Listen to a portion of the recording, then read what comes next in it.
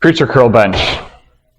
One of the ways we can set this off first is being able to adjust the seat height so that we're in a position where both feet are going to be firmly planted on the ground. So one of the things that we'll do is that we'll bend down.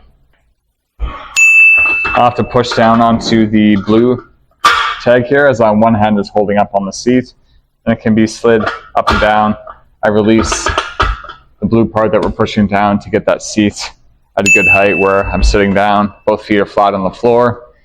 There are a couple different heights for the bar. We have the easy curl bar. They'll be positioned here. Range in weight. This one's going to be 21 pounds, marked off on the collar.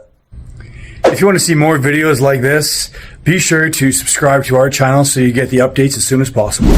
Before I reach forward and grab the bar, one of the things that we'll see is that's the arm and the joint angle and how my chest is going to be supported off on my pad here. One of the major benefits for the preacher curl is the angle of this pad, and we're trying to take the shoulders out of it. So if I were standing, if I was having a little bit more of a lean back, my arms will be wedged over top of the pad here. We're still going to be that shoulder width apart. So I'll have to come forward. I'll make sure that my grip is secured across the hands.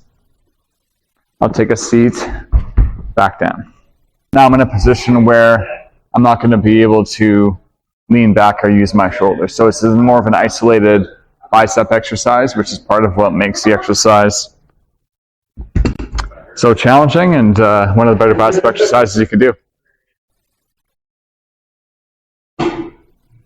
Once we're finished the exercise from that curl position, I don't want to fully lock out the arms.